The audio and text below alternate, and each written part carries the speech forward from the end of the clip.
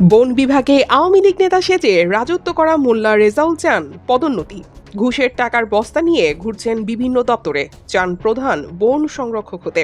ঘুষ বাণিজ্য সহ নানান অভিযোগে চট্টগ্রাম থেকে পালাতে হয়েছে এই দুর্নীতিবাজ বন কর্মকর্তাকে। ৭৭ জন কর্মকর্তাকে বদলির বিনিময়ে ঘুষ নিয়েছিলেন ১০ কোটি টাকা।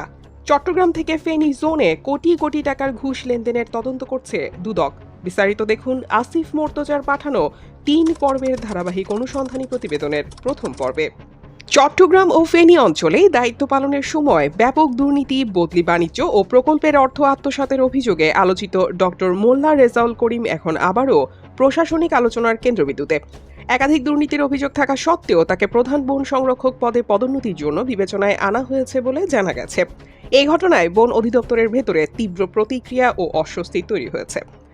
অভিযোগ রয়েছে, চট্টগ্রাম অঞ্চলে দায়িত্বকালীন সময়ে একযোগে ৭৭ জন কর্মকর্তা ও কর্মচারীর বদলিকে কেন্দ্র করে মোটা অঙ্কের ঘুষ লেনদেন হয়েছে।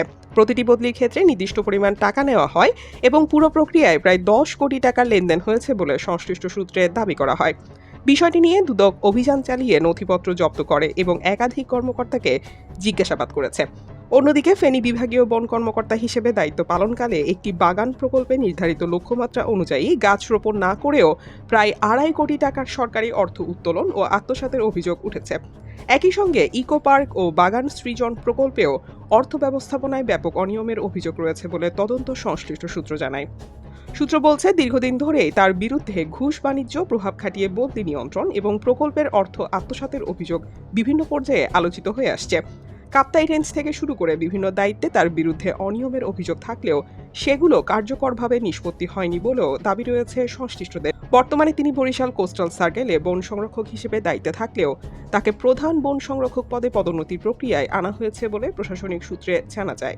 তবে চলমান অভিযোগ থাকা অবস্থায় এমন সিদ্ধান্তকে ঘিরে বন অধিদপ্তর ও পরিবেশ সংশ্লিষ্ট মহলে প্রশ্ন উঠেছে। তাদের মতে, এই ধরনের বিতর্কিত অভিযোগ থাকা অবস্থায় তাকে সর্বোচ্চ পদে বসানো হলে বন ব্যবস্থাপনা ও প্রশাসনিক স্বচ্ছতা মারাত্মকভাবে ক্ষতিগ্রস্ত হতে পারে।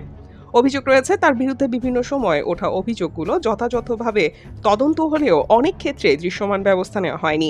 ফলে তার প্রভাব ও প্রশাসনিক অবস্থান আরও শক্তিশালী হয়েছে বলে অভ্যন্তরীণ সূত্রগুলো দাবি করছে।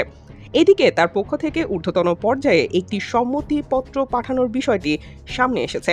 বন বিভাগে আওয়ামী লীগের নাম ভাঙিয়ে রাজত্ব করা এই বন কর্মকর্তা, যেখানে তিনি প্রধান বন সংরক্ষক পদে দায়িত্ব পালনের আগ্রহ প্রকাশ করেছেন। বিশ্বস্ত সূত্র জানিয়েছে, মোটা অঙ্কের টাকা নিয়ে ঘুরেছেন বিভিন্ন দপ্তরে, কিন্তু চলমান অভিযোগ ও তদন্ত থাকা অবস্থায় এমন উদ্যোগকে ঘিরে প্রশাসনের ভেতরে নতুন করে বিতর্ক তৈরি হয়েছে। দর্শক, পরবর্তী পর্বে থাকছে আরও বিস্তারিত। চোখ রাখুন অগ্রযাত্রা প্রতিদিনে।